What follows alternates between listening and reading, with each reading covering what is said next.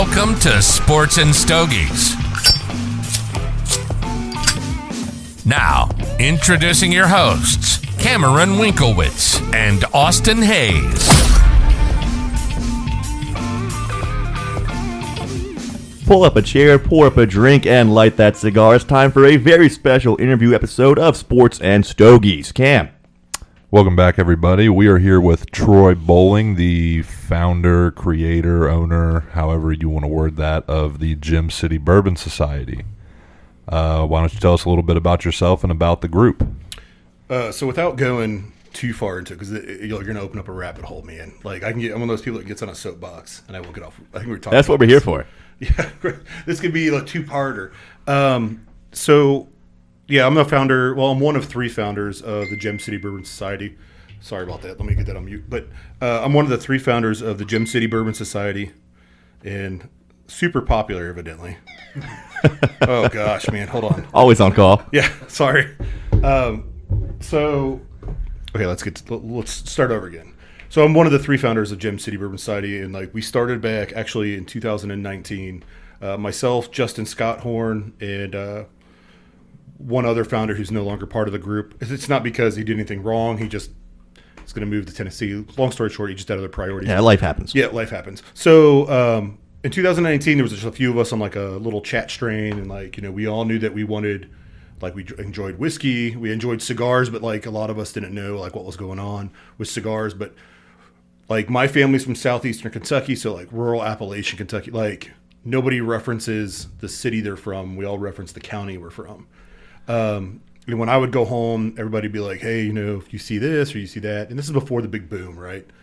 And then eventually, that transpired into a group on Facebook because Facebook provides that, right? Just a business page or whatever. We took it was just three of us, and it grew to 12.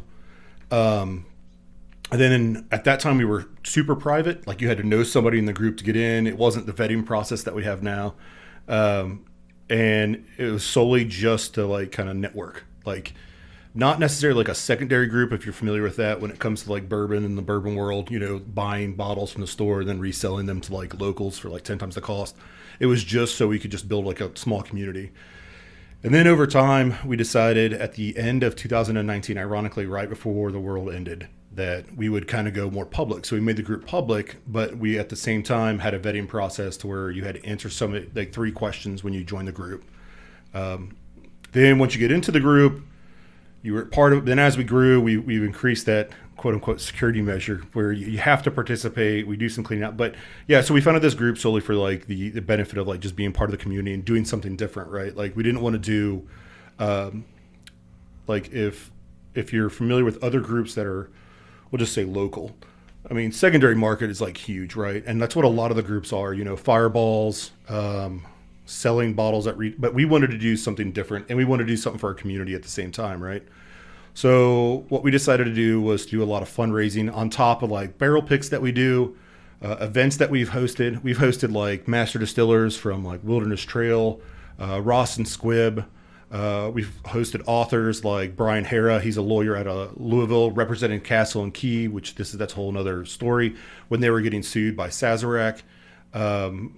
The whole goal was to bring those experiences, and COVID happened at that time too. So a lot of virtual stuff took off, right? It was the ability to be able to do that stuff remotely. Distilleries and special guests saw the value in that. And that was just at the same time. And I'm not afraid to ask. So we just started reaching out to people and asking, and then we would do special guests throughout. It was always free. Anytime that we've charged anything, it has went to the cost of the actual cost, and we're pretty transparent on that stuff too. So if we never had to do it, but say we had to pay for a hotel room for a guest to come in locally to talk to us in person, receipts are provided. That's a big thing. I don't want to pocket any money. It sounds kind of strange to say that, but I feel it has to be said because there is a really dark underbelly to the whiskey world when it comes to communities locally. You got questions on that, I can always answer that too. But yeah, so that's just what our group is. It's a little bit about community. It's three pillars, right? It's community, it's engagement, and it's education. The education portion is bringing guests in, like master distillers, allowing people to ask questions, like Dr. Pat Heist. He's the master distiller at Wilderness Trail, or lawyer Brian Hara to answer questions when it comes to like legal concerns like bottle and bond and other stuff that he's been able to present. Bill Hockett is a really good master distiller downtown Dayton at Dayton Barrel Works. He's really into like ingredients and stuff like that. I know it sounds strange, but the whiskey world has turned into like that nerdy, like, with like sports and like stats, like super stats and stuff like that. Like whiskey's the same way. People don't want to just know like what the mash bill is. They want to know what strain of grain has went into this product. And so like we just try to provide that, and we try to always do it free or at like a really low cost. And if we do anything, that overage always goes to like a charity in the Miami Valley. And we've recently, we just switched, kind of getting off topic here. Our next barrel pick is going to be a 1790 full proof. It should come in on Monday. It's already been spoken for, but the overage there was initially going to go to, I think Dayton Honor Flight, but we just did a pretty large donation to them. So we did some talking, and we decided that we're actually going to take that donation and donate to the Southeastern Guide Dogs instead. Just because I've seen it. I know that they're not local, but they do a lot of good work. We've donated to some charities locally when it comes to like service animals for veterans, because I'm a veteran myself.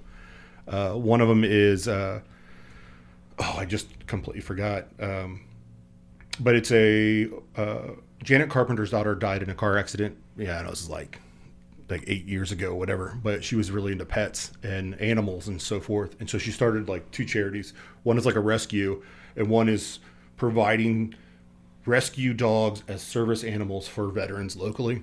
So we donated to there too. But anyways, I'm getting off topic. But the point is that our three pillars, so to speak, are community engagement, education. And I feel like I always feel like we're behind on that. But the feedback is like people are always like, we love what you do. It's exciting to do. And we do events, and like they sell out. We try not to go too big because like you don't want it to make it feel like it's not a local thing. Like, we don't want to go 150 people and do like a big bourbon festival or whatever. But trying to keep it in that like 10 to like 40 person range is about our key. And it seems to do really well. The group is a lot of work. I'm sure you guys know as you do your podcast. Like it's a hobby, but it's a lot of work.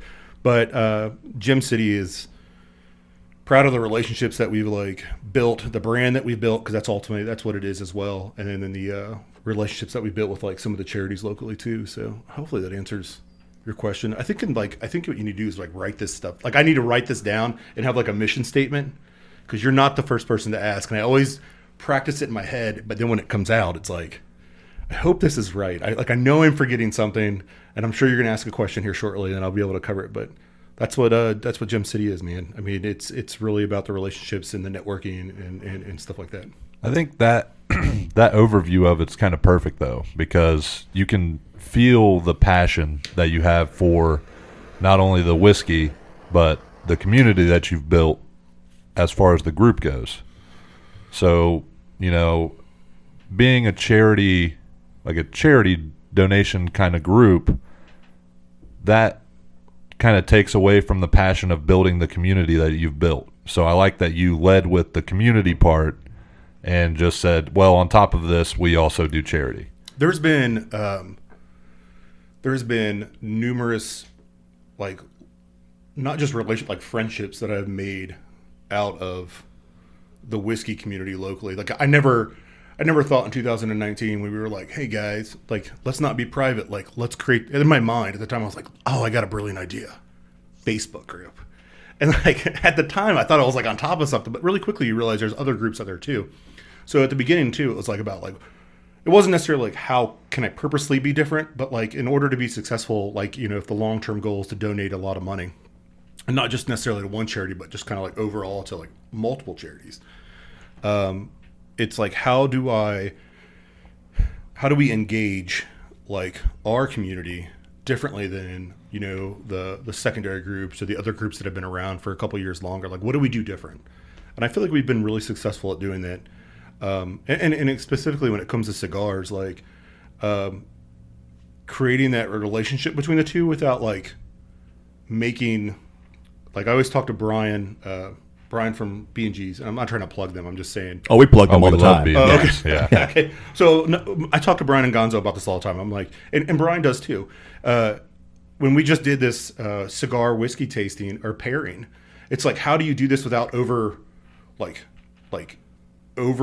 don't know what the word is, but like blocking the other one. Like, Yeah, right? it's got to be a good contrast. Yeah, you like, don't want to overpower one. I don't want to be another. like, it's all about smoking the stick and then like drinking the whiskey, or is it all about drinking the whiskey and just smoking a cigar? Like, it's like, how do you like make both those like blend together, right, without making it feel like it's just some jinky, like event or whatever.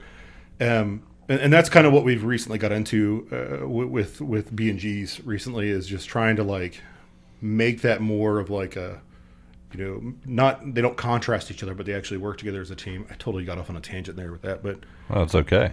That's what we're here for. but yeah, the charity aspect is huge. Like, anytime we get together with our other admins and we have we just had an events meeting last night and we talk about stuff, I'm like, oh, don't forget, we need to figure out a way to work on a charity.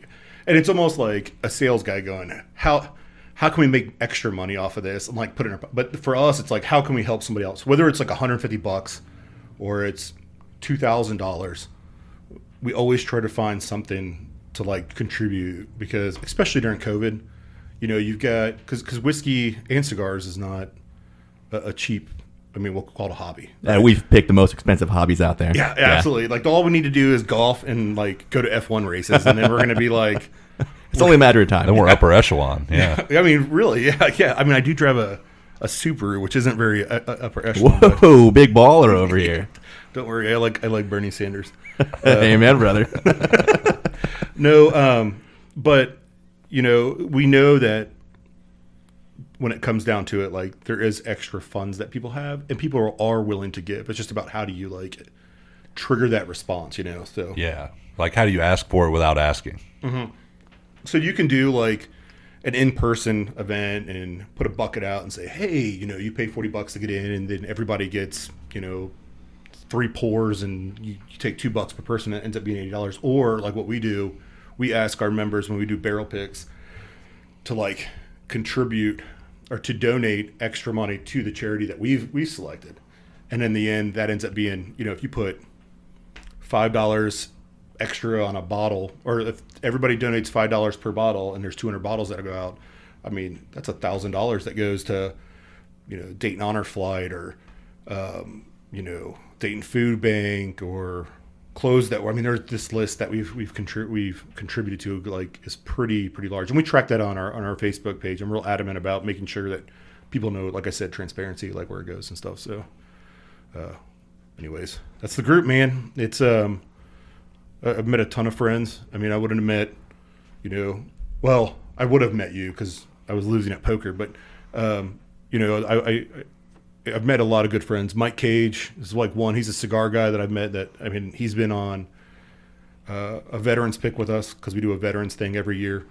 Gosh, man, that list just goes on and on. Some of my closest friends now are people that I met in the group that I just, I'm a pretty friendly dude. So there's been times where we've had people over at our house, and I'm like, we talked to each other like during COVID the whole time. So Like, we're good, right? let's get together, man. Like, you're not a creeper. You could be. You could be, but you definitely played a good facade. I wear my Jeffrey Dahmer glasses when they come to the door, and my like dirty white button down. Hey, man, welcome here. Welcome to my house. Stay out of the basement. Yeah, it's the same parallel that we've had with the cigar community, though. Like, meeting people we never would have met otherwise. So I think both the whiskey and cigar community is one of the most welcoming groups out there. Yeah. It's funny, too, you mentioned about trying to set yourself apart from other clubs out there, which is something me and Cam had to do with the show, because there's so many sports media shows out there, right? So being able to be involved in charity and then not be in that secondary market thing that almost every other club is, those are two things that really set you guys out there, which is what Intrigue does. And on the charity point, I think when people know the causes you're involved with, you don't really even have to ask them to support it.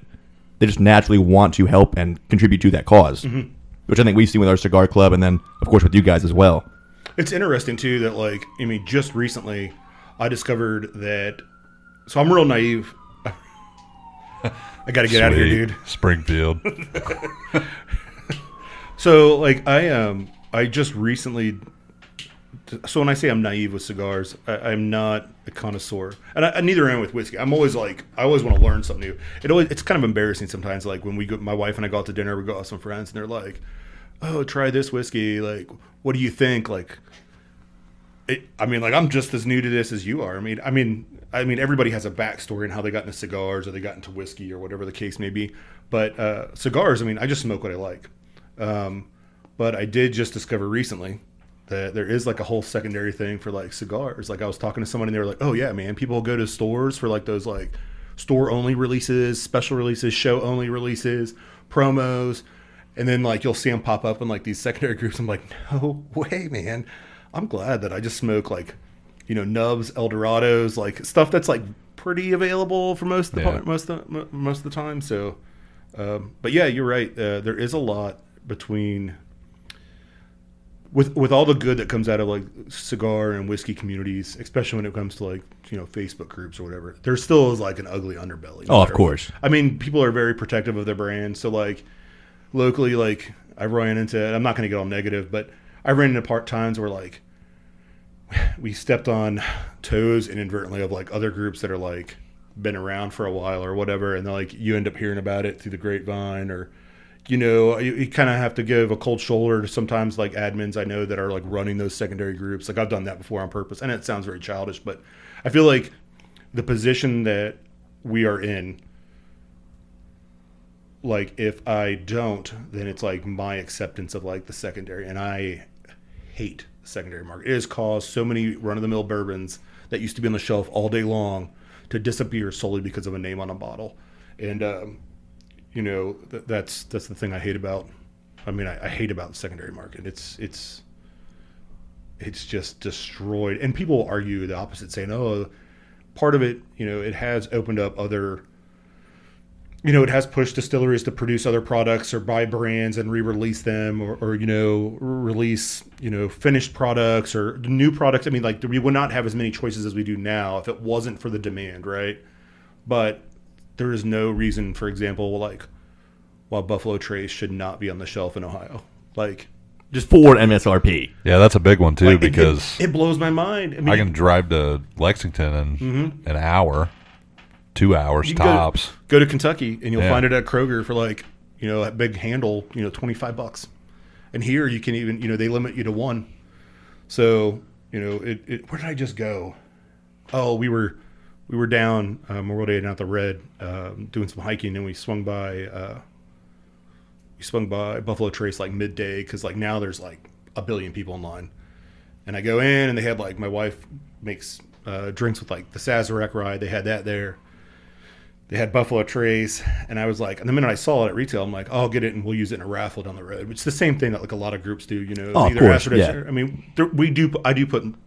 We, as in all our admins, we do put money into it to like make money for charity back. So I saw it, I bought it, and I go up, and he's like, "Can I see your ID?" And I'm like, "What's this for?" And he goes, "Oh, we limit you to one bottle of Buffalo Trace every 3 months." And I'm like, what is going on in the world where you can't buy this 90 proof? 90, yeah, standard proof? 90 proof, I think. Yeah, and it's and you get limited to like one every 3 months. Like that blows my mind. It's wild. So, yeah, it is, man. It's a strange world for whiskey, to where it's forced new products to be out there, like I said, and you get good stuff like I would have never drank this this Chattanooga before, if like I was an E.H. Taylor small batch guy all day long. And then when that became hard to come by, it kind of shuffles around to like other stuff, like what can I get that is affordable and I like. And so it's like J.W. Dan, handle that's like $25. Great product. I think it's readily available. It might be here in Ohio. I don't know. I always get a handle when I go to TPS. So, but yeah, that's it. That's all I got to say about the community stuff. It's exciting though. I'm always curious like where we're going to be in a year. Like right now we're kind of in this slow period this month. We just planned like some stuff for Bourbon Heritage Month in September last night. We planned some other stuff going into BHM, and then the end of the year stuff we do some stuff in December.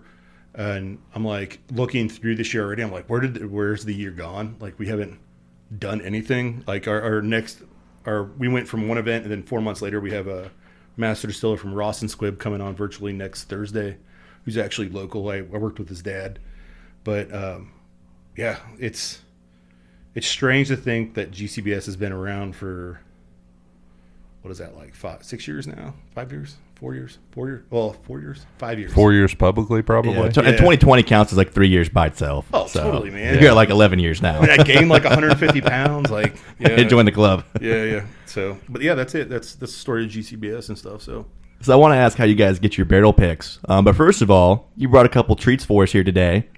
Let's go ahead and tell us about these here real quick. So the one it's nothing hugely special, but it's a Chattanooga whiskey experimental batch. I never say this right, but it is a Salterines finish. It was a distillery only. So John Lawrence is one of the owners of Chattanooga. They like coined the phrase. I forget what they call it, but they coined a phrase on how they distilled. It's always been their own product. But this is an excellent bottle. The good thing about this is that they release this stuff. They don't do single barrels anymore. Because a lot of smaller distilleries that are producing like that mid-range amount, they are not able to be like, yeah, come down and pick a single barrel, because that has to be a whole other process, right? Because they have like a production line and stuff like that. So what they do is they do these experimental batches, and then they release them in the distillery or to certain places like around the United States, and then you're able to go pick them up, and that's like your quote-unquote single barrel experience, like, right? But if you ever get an opportunity, I'd recommend hitting up their distillery if you're down there in Chattanooga. The other one, is a New Riff single barrel that we just did with a bunch of veterans. Well, it's not just veterans. We've done veterans, active duty, law enforcement, firefighters, correction officers, like anybody in that, hoorah service industry. Like, I don't know. I would say VLMFC is what I call it.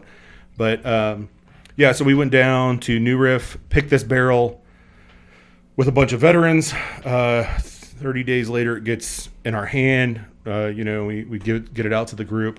But what's unique about this one is like typical single barrels of recent note, probably like 2021 through now, have always been in that like 100 to like 107 proof range. This one's 113. So they're kind of getting back to the roots of what their single barrels used to be.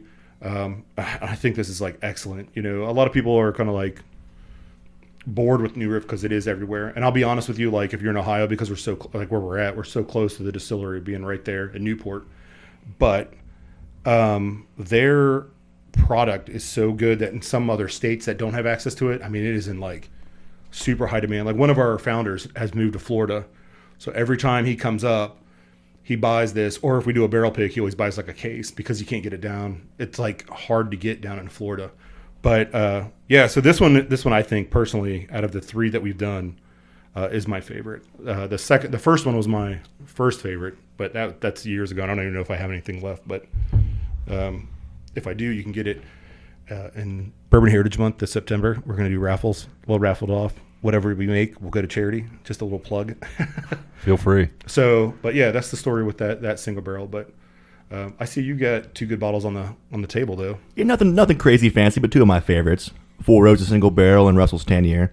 So their single barrel, the Four Roses single barrel, it's kind of unique how they do that. So they call them recipes. They got like 10. Like I think I want to say like 16 or 18 different mash bills or recipes like that. They have 10 different mash bills. Yeah. So it's like OESV, OESF, OESK. The list goes on and on. But the standard single barrel offering that you find on the shelf, which I think is like always 100 proof. Yeah, standard 100. Yep. It's I think it's OESV. And they don't say they blend them, but they mingle them. So they have all the same mash bill, then they take all the barrels, and they mix them together. And then that's how they get that same flavor profile. That 10-year Russell's is an excellent like underdog. Like, where can you get, like, what is it, like $50? I paid like $44 for this today. Yeah. Yeah. A 10-year whiskey in today's world at $45, and sometimes it just sits on the shelf and collects dust. Yeah, that was the last one there in store. I was happy to actually find it. Yeah. But again, it's usually not that hard to find. Which, being in Ohio where you can't find any Buffalo Trace product or some of the harder to find things, it's one of the old reliable bottles that you can still get here. Mm-hmm. So do you guys do a barrel pick? Do you just like call the distillery and say, hey, we got a group coming in, want to do a barrel pick? Can you hook us up? Like, what's the actual process of getting that done? So it's kind of a unique process. So it really depends on who we go to. Like, right, you can go to like New Riff because it's so close. You're actually you're doing gift shop purchases. So like you call up their single barrel program and you're like, hey, I want to do a single barrel. Their process is a little different too. So when we say we're buying a whole barrel, we're actually not, because everybody in Ohio, like I said, has access to New Riff. So people are kind of burned out on it. At a minimum, you have to get 60 cases.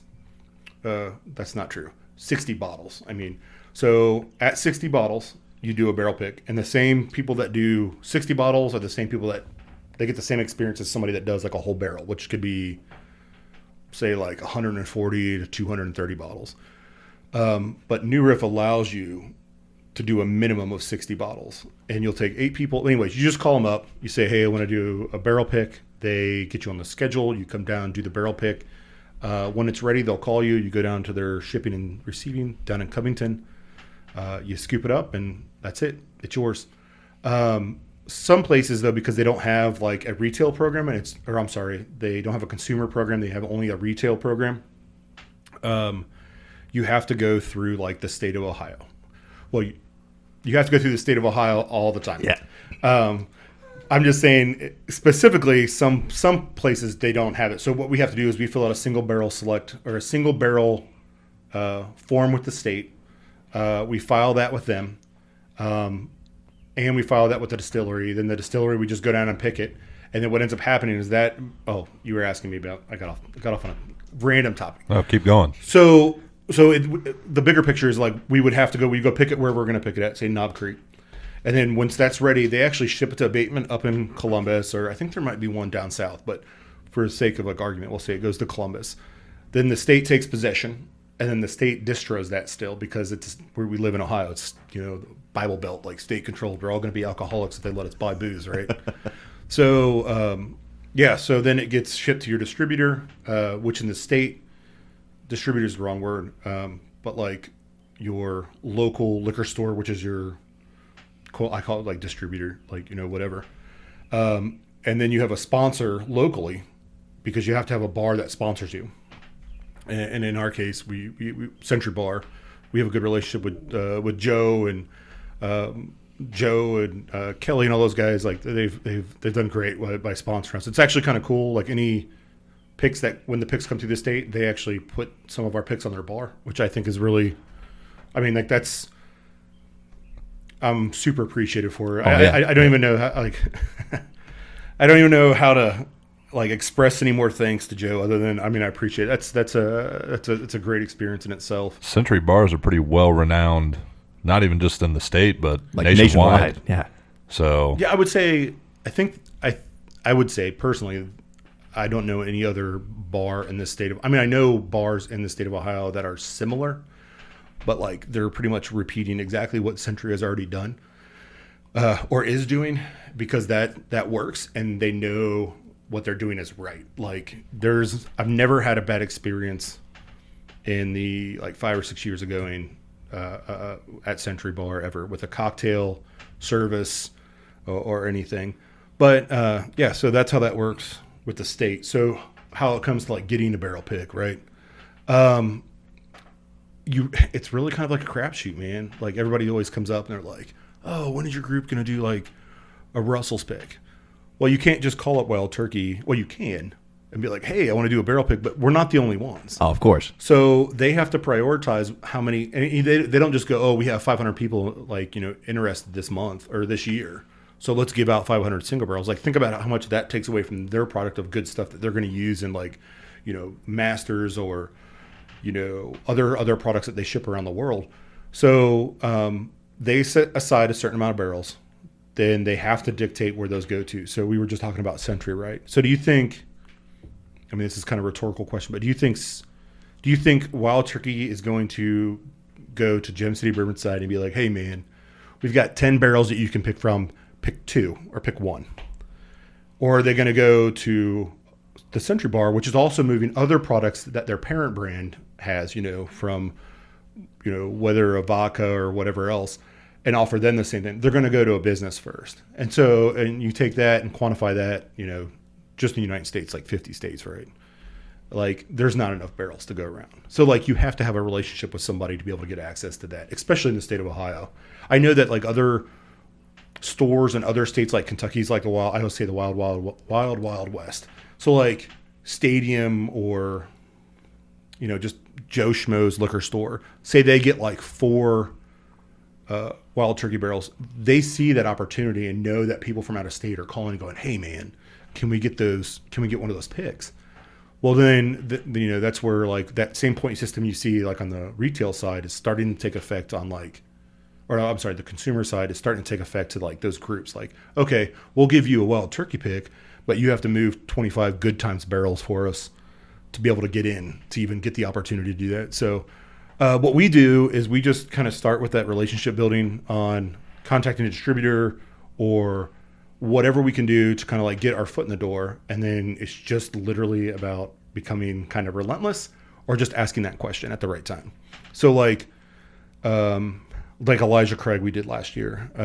Ariana is the rep locally. She had already we had started a conversation with her. We decided to have Bernie Lovers on, which is like their brand ambassador. He came on, did a remote show or not a remote show, but a remote presentation with us. Great opportunity if you ever get a chance to see him in person or virtually. And then, we just ask like, hey, can we get it? Yeah, sure. And next thing you know, we're doing an Elijah Craig pick. Or, you reach out to relationships that you have built already in Kentucky and you say, hey, how do we do this? And then a lot of times they put you into contact with somebody that kind of starts that process along. The only ones that are like obviously different are like Sazerac or Buffalo Trace, Wild Turkey, and some other brands. Just smaller distilleries are really hard to get. You may like. I'm trying to think of like a good example that would be like good, or the one like Chattanooga. Like they're just not producing enough to be able to turn out 50 single barrels, even 50. I mean, nationwide, they just don't have enough quantity to be able to do that. So what they've done is they've said, hey, we're going to give you like 4 different options, and that's what you can pick from throughout the year. And like, it's just not the same process. And obviously like barrel pick, this sounds so stupid. It just popped in my head. I was like, I think the bigger picture is not just like events and stuff that we do, but barrel picks ultimately do build quote unquote street cred. I totally agree though. Which sounds stupid. But it's true. With the most barrel picks is going to be the most enticing. Oh, so like what you said, the most, right? Like you also or have the best. The quality of those. The quantity, not so much. Like there are groups that literally do 12 a year. Like think about that financially, like on your end. Yeah. And say you were like, oh, I want to get every one. So you say the average bottle is $70. Say you buy 2 of every bottle, 12 months a year. That's a lot of money. It is, yeah. And I'm married.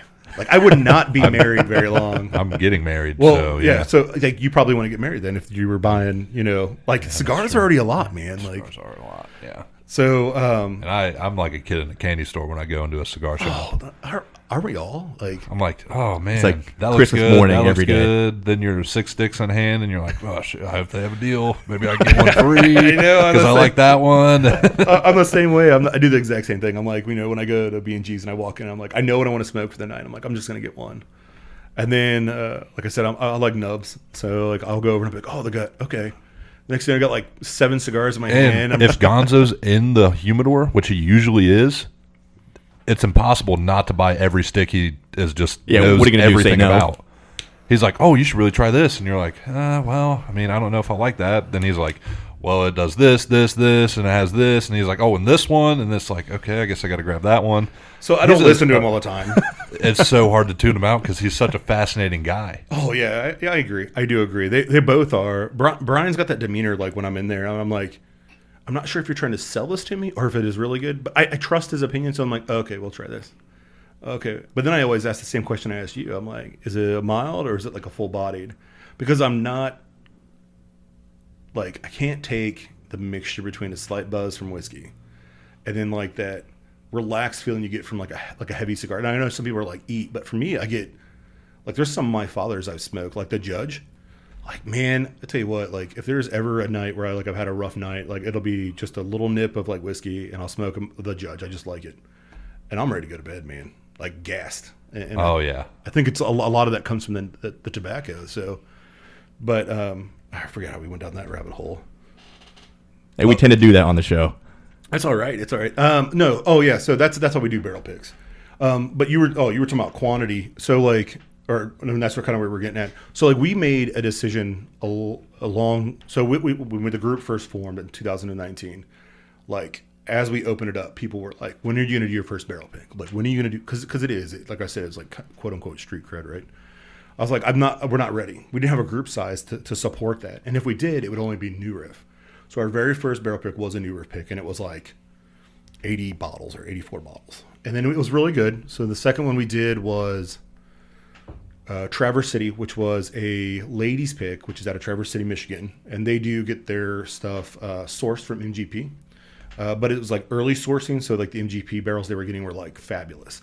Because now they're a little bit different. I think they just, well, I'm not saying their stuff's bad. It's just there's a significant difference. And that ladies pick was fabulous. I actually almost brought it, but I only have a little bit left of the one I have open, and I have one bottle left, which we're going to raffle. So like, I didn't want to like bring it and be like, oh God, Just take a little bit less, not a full pour. I mean, no, I totally would have shared it, but I would like when I saw it, that's the first thing that crossed my mind. I was like, I'm not sure if I'll drink all that tonight. So, but we really quickly decided that we had to find that sweet spot number to keep that interest there, because some people are only there for those. Other people are there for that community aspect, right? So what we decided was a good number would be, I think, like 4 a year, and we always divide them up in quarters. And it doesn't always work out that way, just because of when availability comes. Like, we did an Ezra Brooks pick, and we always open up a couple spots if we have more than 4 to the group, through like a raffle to raise money for like, a charity or whatever the case may be. We did the Ezra Brooks. It hasn't opened to the group yet because we're just waiting to hear a time frame on it. But so that could be like 1792 we picked in September last year. So that still falls in 2022 for us. Even though I'll pick it up on Monday and we'll distro it next Saturday. Another plug if you were interested in trying it. Century Bar will have bottles on hand that you can try it, because we distribute from them. That's like one of the parts of like doing it through the state. So, but I forget what I was going to say now. But 4 is about the magic number. Anything more than that, I mean, I think I'm a big data guy, like literally big data guy. So like I kind of watch the group and see like people's interest, and like I work from home, so like. Not saying I have like a Facebook screen up, but on lunch, if I'm like cruising through it, or if I'm on my phone or whatever, you can see members that have been part of the group for years, like what their interest level is and other things too. So like 4 just is a magic number, man. It's perfectly right. And it gives people the opportunity to like participate, because that's a big thing too. People get really frustrated that like a lot of our barrel picks will they'll go quick. And So when you get the barrel pick, and like you said, you open it up to the group, they go to whatever, like they go to Century Bar to buy a bottle, or how does that work? So it's a good question. So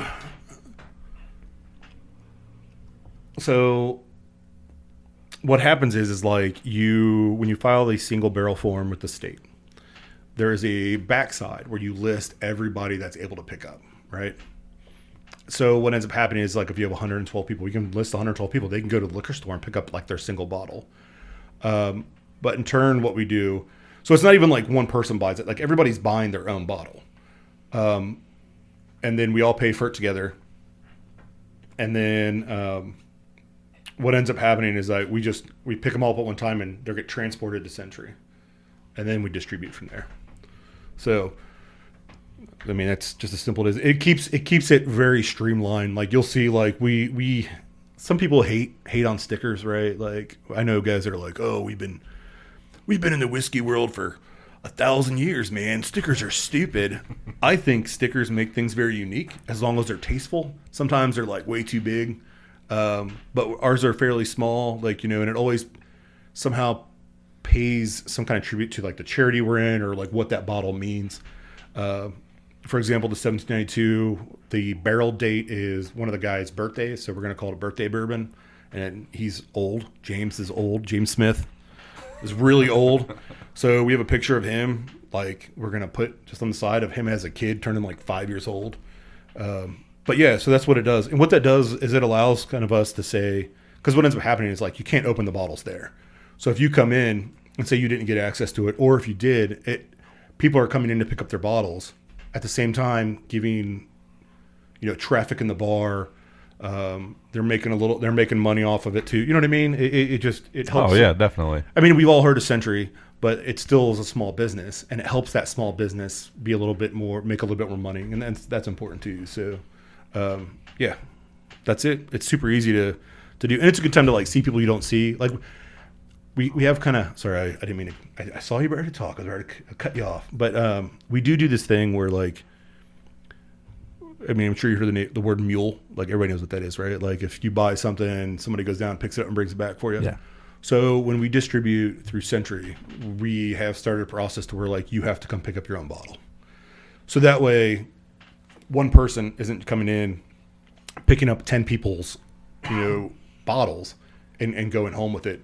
Instead, that makes somebody on that first day has to come in and get it themselves, which means that we're going to get more people, more traffic in the door to be able to potentially like put more money in the pocket of, not, that sounds very weird to say it that way, but to give business to yeah, you got to maintain that give and take with the business. Yeah, because there's not a lot of, I mean, there may be, and I think I can think of a couple that have had like partial relationships similar to that with like other bars like in Ohio, but it's a huge thing. It's not just the fact that we got a sponsor. It's like you guys said earlier. It's like it is the Century Bar. Like it's not, Steve's beer drive-through that's sponsoring us. I mean, like it's the best whiskey bar in the state of Ohio, if not in the tri-state area.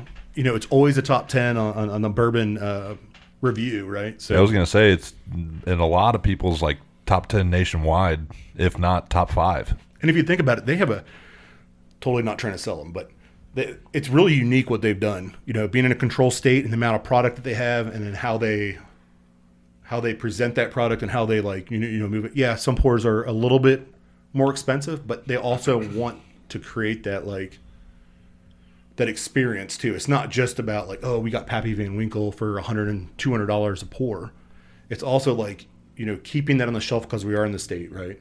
Or in a controlled state, but it's also about, I mean, you go and get a Russell's Barrel Pick for, I think it's like a 2-ounce pour for like $10-12, which is like super affordable compared to like in relation to like other bars like down in like Louisville and stuff, like where you're gonna pay $30 for like an ounce because of the name, and like you don't even know if it's good, but that 99% of the stuff that like when they do a single barrel pick down at Century, it's not gonna be bad.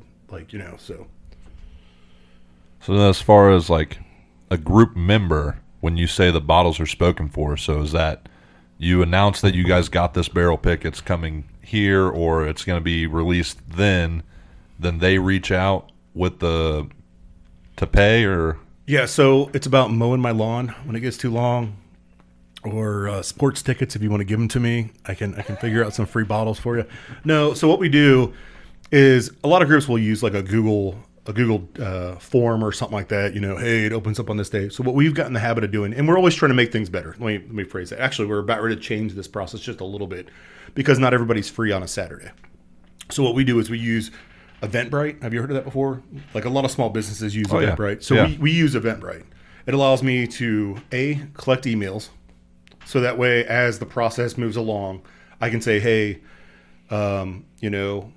we just got an email from Sazerac. They said 1792 is shipped to the state.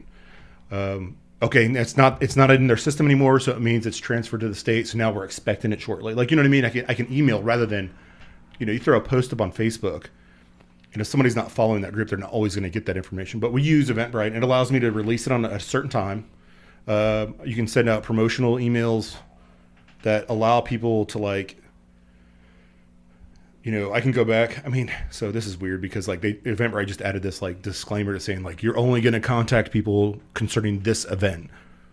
Yes, I do, but I also use it to let people know what's coming along. We also do early release too. So long story short, when we do the Ezra Brooks, we're going to open it up. I don't know when. That's the truth. We're just waiting to hear. But just as an example, we always open it up at noon on a Saturday. We always let people know weeks in advance.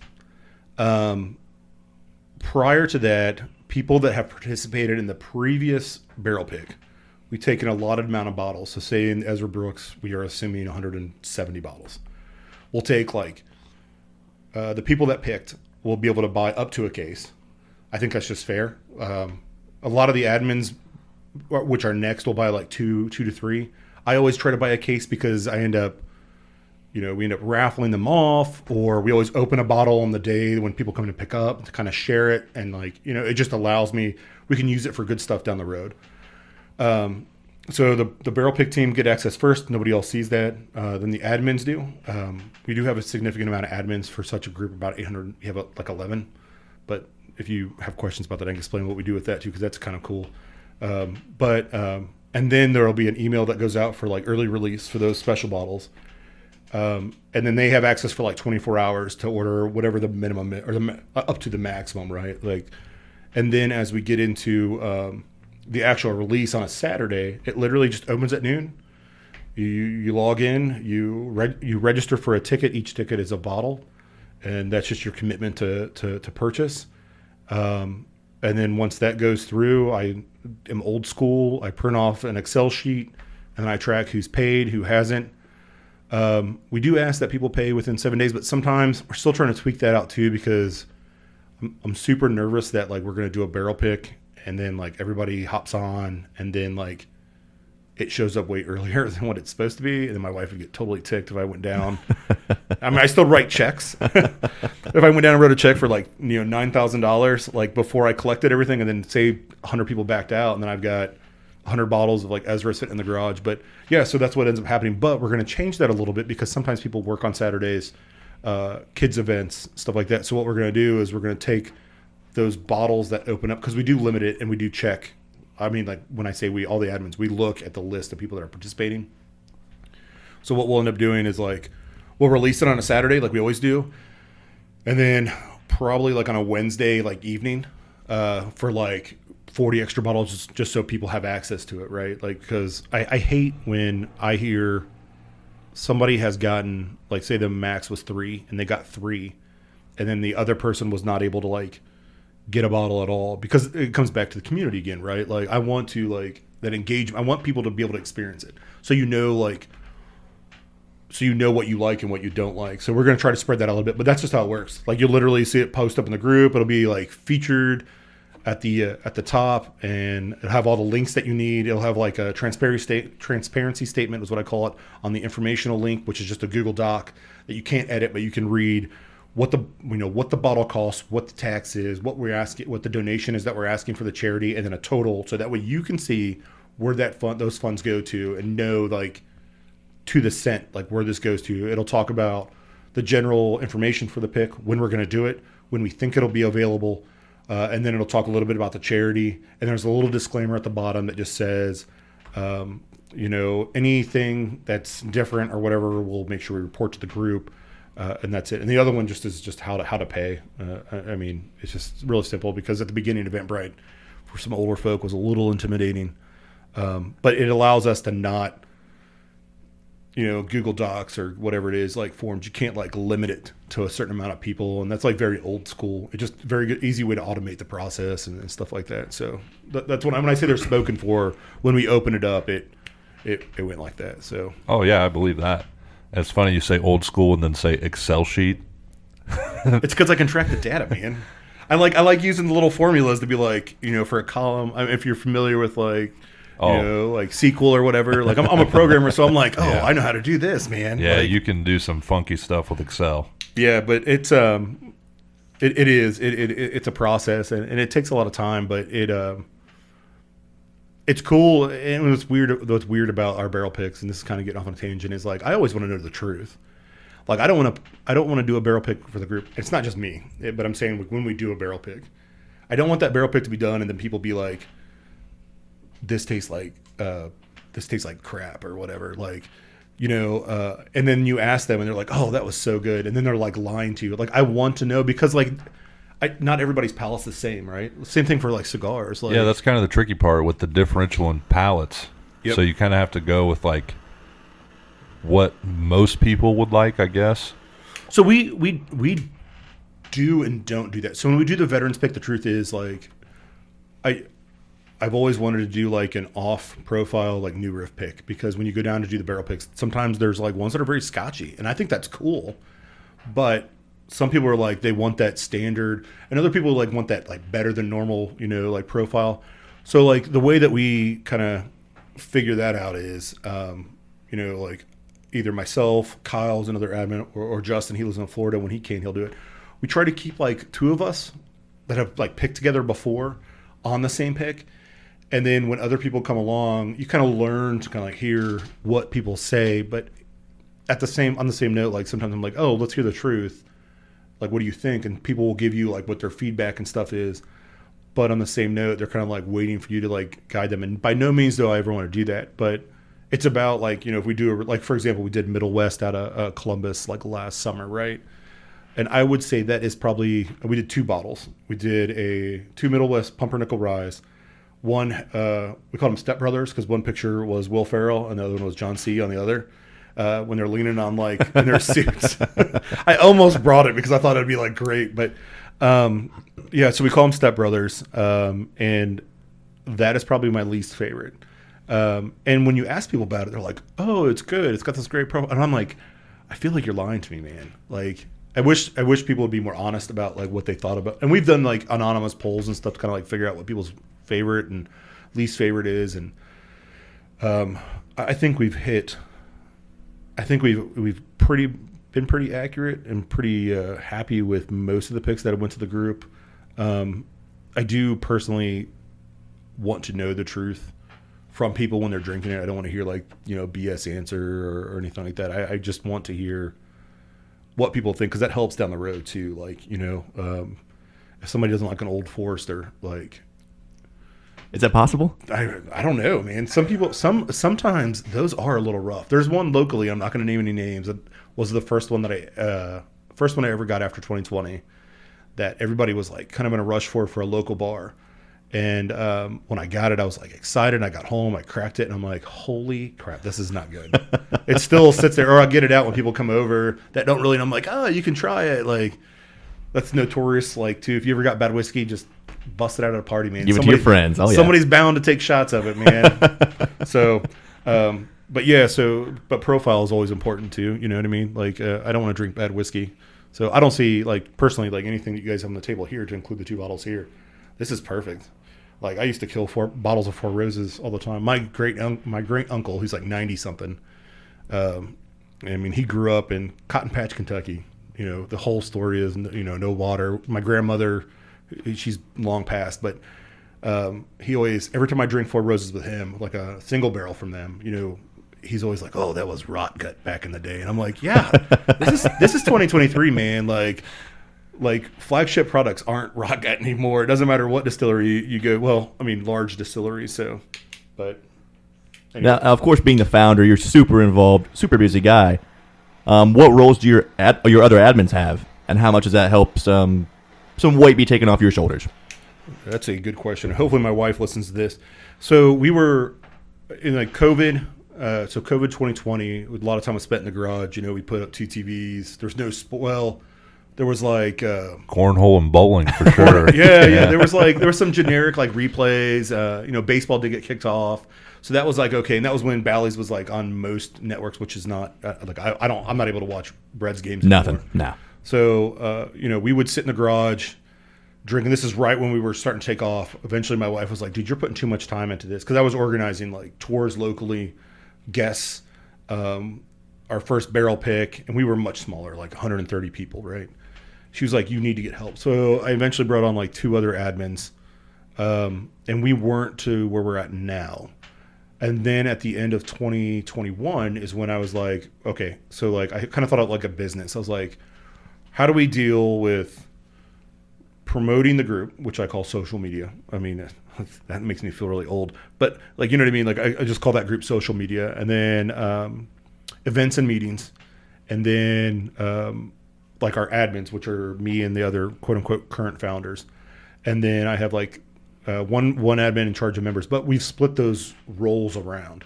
So when it comes to events and meetings, like we meet, we discuss what we want to do, and everybody takes on something to like plan or like to be the lead on, and then they just roll with it. So I don't have to worry about it anymore. Cause I used to have to go to everything, and I still kind of do, like, cause I just like to socialize, but for the most part, we have 3 people that focus on social media. So it's like, Instagram, or, the group actual page on Facebook, I have one guy that's in the process of like completing our LLC and doing potentially a website. There's a whole disadvantage to that because people are on social media all the time with Facebook, so it's easy just to go to a group. But if you create like a web page, they may not go as often. So we're bouncing that idea around.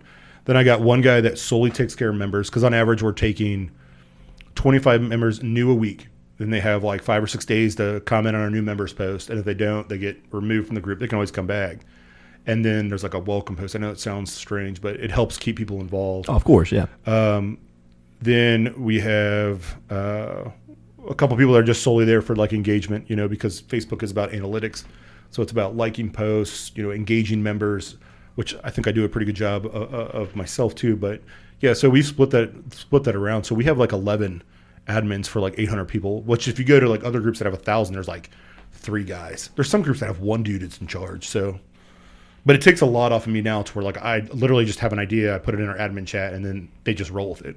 So, and they all volunteer. Like obviously it's it sounds like it's a big deal, but they volunteer. They're just as engaged as I am. And I try always to like make sure I introduce those people like when we're out, because sometimes people only associate my name and my face with like what's going on, and that's not always the case with like the idea of like a tasting down at Bourbon's Kitchen, or like a tasting at Century Bar, or we do like a special guest, or we do like a fundraiser or something. It's somebody else's complete idea now. So I just am like the Colonel Sanders, like you see my face in occasional engagement. So, but yeah, so they do a good job. I think we do a great job, man. And I don't say that very often because I'm always like super skeptical of like,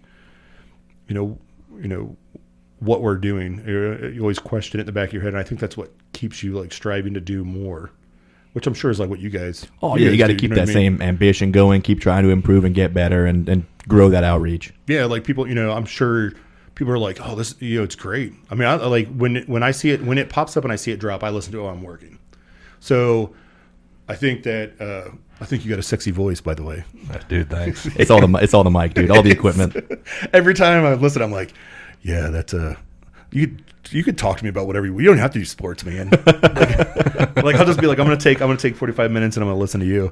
But you know what I mean? Like, when you get off, I'm sure in the back of your mind you're pretty critical on like what you're doing or whatever. But in the long run, like, I mean, you kind of know that what you're doing is right and what you're doing is special. So, and I like to keep pressing on with that. I'm sure one day, we'll hit the end of the road on. I mean, I hope it's not anytime soon, and I'm sure that we'll encounter some challenges down the road. But I think our group does some good things, and it may not be as much as other groups in the area of like, charity work or, other groups, like Bourbon Crusaders down in Louisville. They do a ton of stuff for charities in that area. I mean, they've been part of the $12 million that was raised for like the flood victims. Like if you followed that, like last year in southeastern Kentucky, the tornado victims from the previous Christmas that happened on the western side of Kentucky, they've always been part of raising a ton of money. And they're just a little local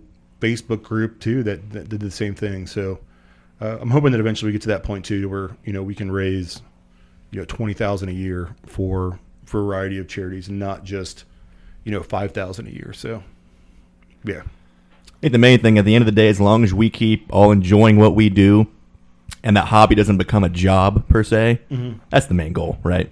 You'll just go from there. That's a thin line, though. It can be, especially like very at your level with the meetings and the planning and all the events and the Excel sheets and the Google Docs, and it's very, very blurring that line as of like an office job.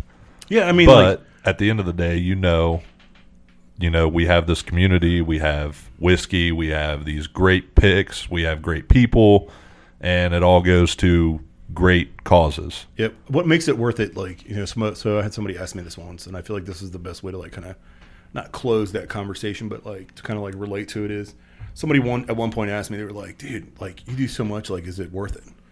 And I'm like, you take a second, you think about it. I'm like, those times where you're sitting on, like, I always say on my back porch. If I'm sitting on my back porch with somebody I met through the group and we're laughing it up, or a good example is I just went to, it may not sound huge, but I went to a cabin with a bunch of people, my wife and a couple other couples that I met solely through our group. my stomach hurt when I got back. I laughed hard. If that is what I gain out of all this is new friendships that are worth it, and you can like share those memories, I'm cool with it, man. I mean, every handwritten note that we've gotten from a charity that says like thanks for your donation and whatever, and like you read it and you're like, man, like they're really thankful for $1,000 or $800 or whatever the case may be. We do stuff with like Ronald McDonald House during Christmas, and like when you walk in and you give the toys to like the lady at the front desk, and she's like, how much are these worth? And I'm like, but that good feeling you get out of it, I mean, it's totally worth it. Like you said, as long as it stays right before becoming a job and that hobby, because there's a very thin line. I'm sure dudes that run comic book stores love it until they're like super busy, and then like, you know what I mean? Then they're like, this job sucks.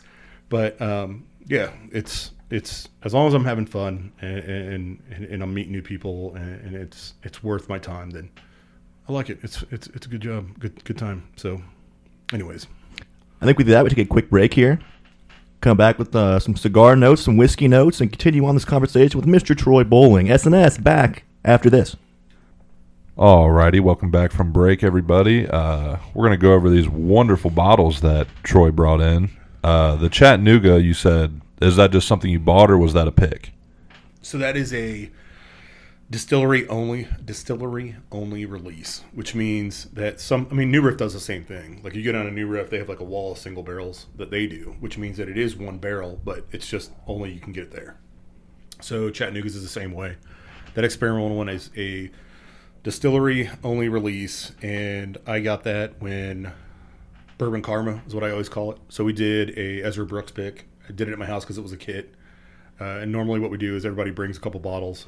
By the end of a barrel pick, after we do the business part, we're a little inebriated. But a friend brought that, and as soon as I drank it, I was like, dude, I love this, man. I mean, it's got a unique, that unique dryness like that like I was talking to, like we were off air, but we were talking about the like the Cabernet, like finish, that real dry wine flavor to it because of the finish that it has, but it still has that whiskey on the front.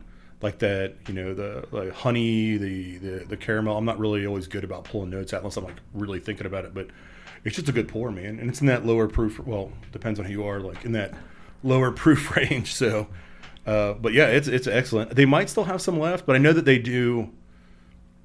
do something similar to that like every year, like in that wine, air, that dryness to it. But that just hits it right on the nose for me. So yeah, as much as I love the typical bourbon notes, I am a sucker for like those quote unquote kind of gimmicky finishes. It's not that this is by any means, but I love like unique things like that. Like peanut butter whiskey. Are you guys into now? Not really the infused flavor kind of stuff. Okay. Just the finished cast. I've had peanut butter whiskey. Yeah. That's very good. Don't get me wrong. Great for mixing. Yeah, it's one of those dangerous games that you play. I don't know, man. Like what was the one where I was just about to say Screwball, right? Screwball's the peanut butter one. Ugh, yeah. That reminds me of a dirty ashtray, man. I don't know what it is. It just gives me that. Same thing as like Miller Lite. Like I don't drink a lot of beer. Well, I'm a Pabst guy still, but like Miller Lite, the peanut butter Screwball, like just falls in that like weird, crazy finish. So yeah, it's definitely more of like a cocktail kind of thing. Yeah. I've heard stories of like stuff that I've heard stories that you can mix it with like Welch's grape juice, and there's like all kinds of different things. I mean, I've used it in, let me rephrase. I have used it like in the winter time. A lot of times we're watching football with friends. Like I'll do like a coffee, cold brew, like cocktail kind of thing. It's not really a cocktail. I just kind of put whiskey and coffee and drink it, but I'll top it off with like Screwball and some bitters and stuff like that.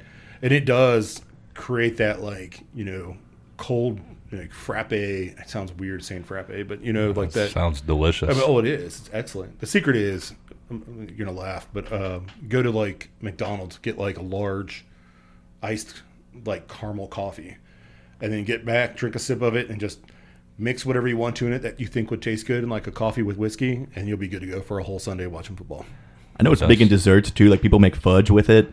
Or like they'll put it on top of ice cream after they kind of boil it down a little bit. So I think it's best for that, not as much drinking up straight. But yeah, the Chattanooga and the New Riff are fantastic. I paired that with it's Fuente Friday after all. I had the very special Fuente Opus X today, which we got from the last event in Newark. My uncle won it in a raffle. He won two actually, so he gave me one. What a good uncle. My favorite guy. We'll see him tomorrow, too. But they only grow these wrappers. Only Fuente has these. It's Cuban seed grown in Dominican. So you're not going to find a wrapper like this anywhere else. It's got that typical, like, unique Fuente flavor, that spice, that kind of earthiness and that grain. And it paired great with both whiskeys. Or actually, all three whiskeys now, so far. Ken, what'd you have today? I had the Julius Caesar, which, as expected, was phenomenal. Can never go wrong there. There's a reason why we have a plaque of it that you still haven't hung up, that I'm very disappointed in you It's in process. for that. But the new riff is also very, very good. I'm a big fan. I hope so, man. It's like I said, it's like one of those ones that are like I don't want to say newer because before the rush to get single barrels, they were in that 113 range anyways. But it's nice to see it get back up into that proof, and it still doesn't drink at that proof. No, it's pretty cool. Yeah. For what'd you say, 113? 113, yeah, 113. So, yep. So if you're gonna ask me what smoke I'm smoking, you're gonna have to tell me because remember, That's the Banff Mafioso. which I think is pretty excellent. It's mild. Are you nice getting and a mild. lot of like Italian flavors?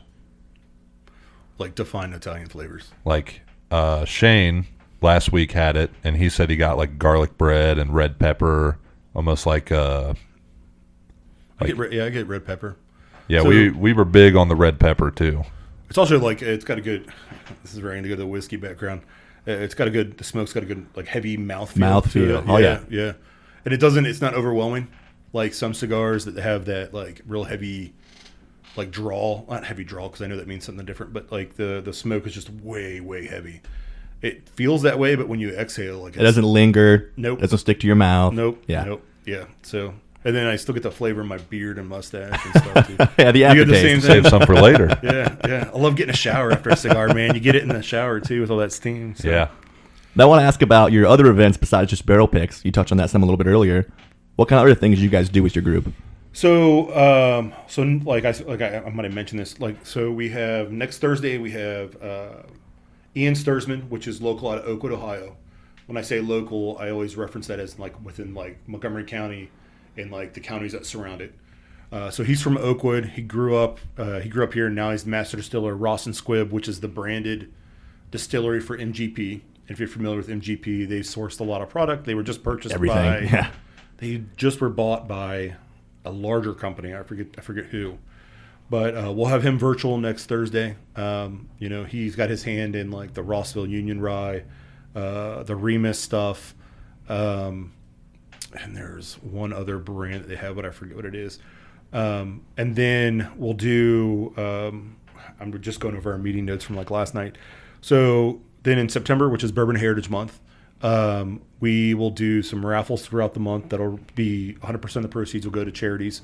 We'll still decide on what that's going to be, whether it's going to be one charity or it's going to be a different charity for every raffle. Those raffles will include barrel picks that we've done, bottles that have been donated, products that have been made, similar to like cigar holders to barrel heads that people have made and donated, all kinds of different stuff. We're hoping to gather some quote unquote experiences from other places. Whether it's I don't want to say anything in particular because we haven't like nailed it down yet, but tours to gift cards to whatever. We're starting to collect that stuff in July. We'll also do Bourbon Kitchen, which is down in Middletown, which is a great restaurant to eat. If you've never been there, it's well worth the trip. The food is amazing. They have barrel picks there too. They are like, I am definitely plugging them because like they're always busy and they're just excellent. So we'll do like a tasting there. We'll do a sample palooza through the whole month of September as well, which is just a box that's pre-made and has like 1 ounce of whiskey that everybody that participates gives, and it's blinded, and then it's announced at the end of every day for the whole month. So you have 24 days of whiskey samples in a box. Those funds as well will go to a charity. There's never a bad palooza. Really, there is It's never. called a palooza for a reason. Absolutely. And then we're going to do something up here. I don't know if it's really up here, but it's at Indian Creek. I'm sure you're familiar with that. Oh, yeah. We're going to do a tasting, and then afterwards they're going to open their fire pits for us to do some smoking because they're huge cigar fans up there too. We're going to do that in September. Then we're going to do like a kickoff, either Century or another local bar. We'll do a closeout at Century, another local bar, and that's just a gathering. We'll do in July, we have a smoke and sip with one of our members who's he's doing a brisket. He does all the sides. He limits it to like 16 people just because it's at his house. But brisket is very expensive. Yeah, he charges. I mean, like, so what we do is we do a landing fee for that kind of stuff because we found out, like, instead of being like, hey, let's do a potluck, and then everybody brings Chips. a bag of chips and salsa. Yeah. Maybe a 2-liter. Yeah, and maybe a 2-liter like 7-Up or whatever. But we just do a landing fee. Just we'll send him $10. You sit in his back patio, smoke, you eat. It's fantastic, dog friendly. And then, so we won't do anything in October because, like we always say, it's like the hangover from like Bourbon September is a pretty big month for you guys. Yeah, we've made a point to put. I'm sure I'm missing stuff for that month because we're still planning stuff out. Like we'll probably do a group tour down somewhere downtown to like Dayton Barrel Works or like Bella Dayton, on top of like the Indian Creek stuff. So October will be kind of like we'll dial out. Then November we'll do another Bourbon's Kitchen thing. We always try to do stuff in the wintertime because then you can do it inside. And sometime between that whole time, I'll host something at my mom's. Well, it's not a working farm, but we call it the farm. It's like 5 acres, pond, outdoor bonfire, and we have like 15 people over. We do bottle share. Then in December, we'll do an advent calendar, which is the same thing as like the Sample Palooza. We'll do an advent calendar the same way. We do a Secret Santa bottle exchange where we get into the private room, not private room, but it's like the restaurant next door, which they also own at Bourbon's Kitchen.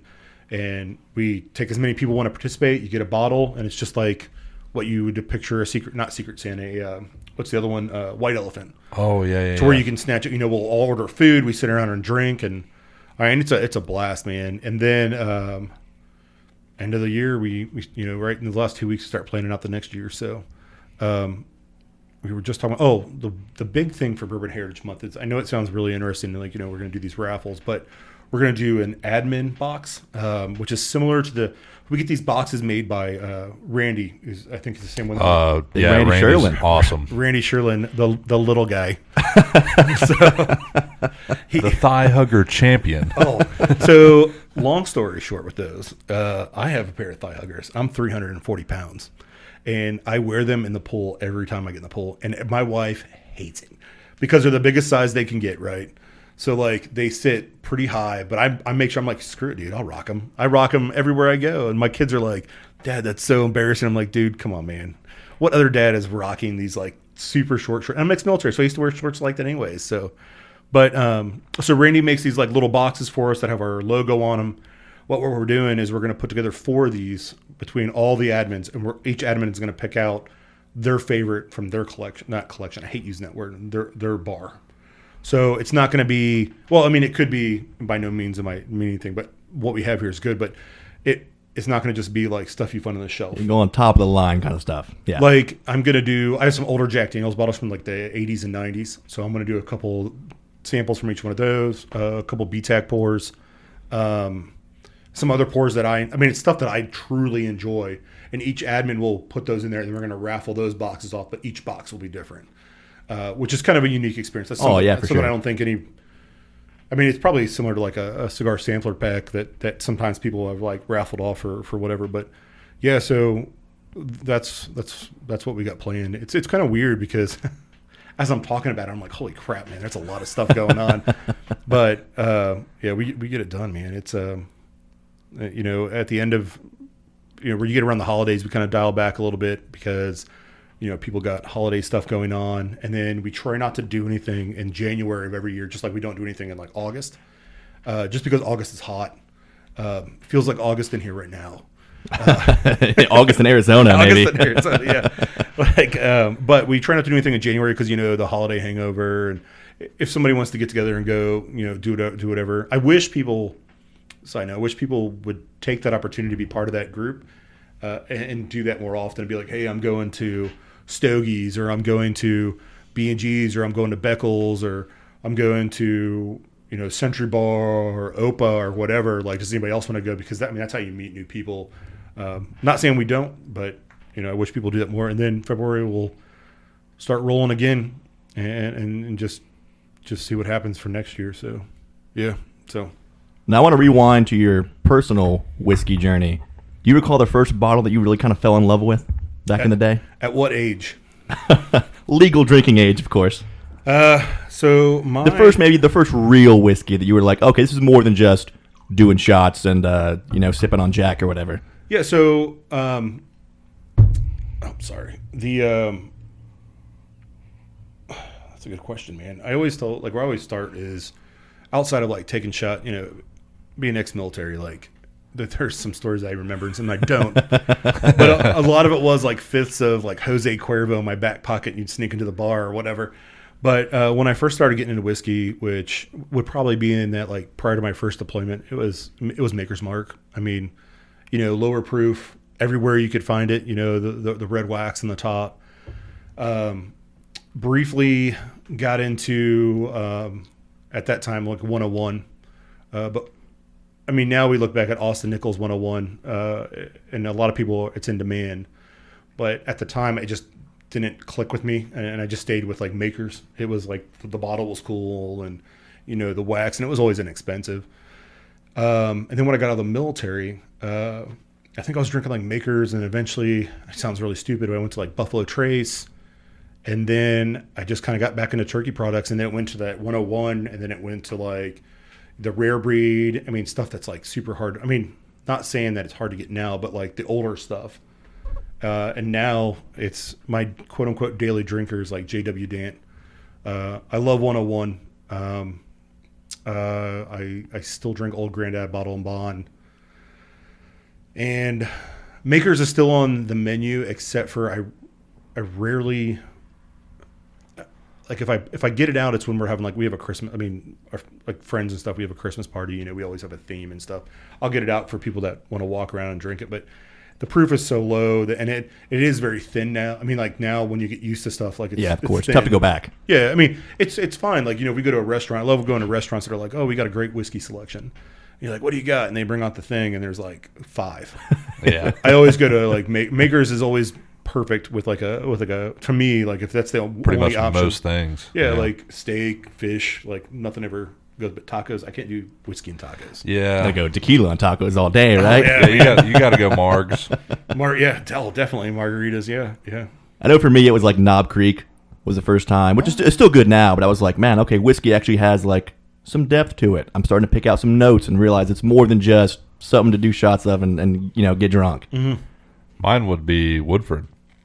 Another great gateway. Yeah. So Woodford might show your age a little bit. As it should. Yeah. Woodford, I think is only like 24 years. It's older than me. Oh God, yeah. So it is super old.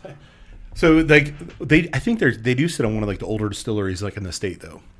Yeah, their actual buildings are like the oldest active. Yeah, I think it's the oldest continually operating.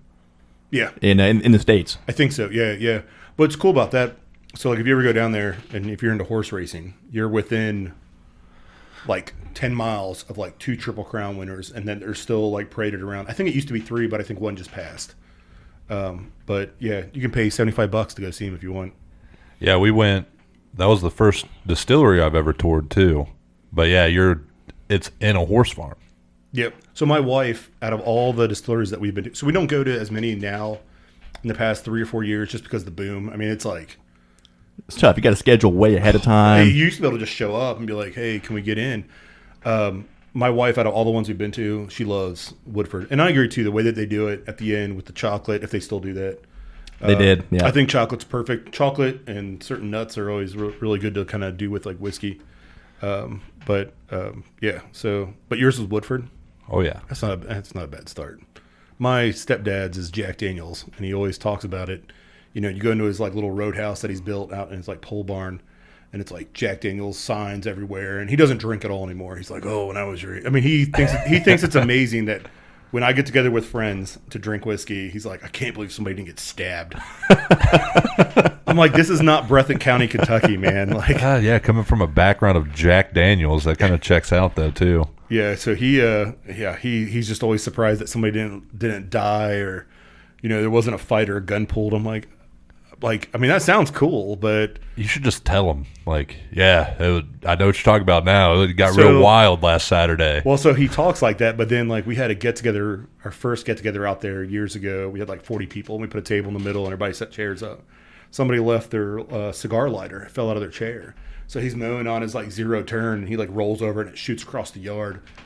And I still to this day don't hear the end of it because he's like, oh, that would have blew up my lawnmower.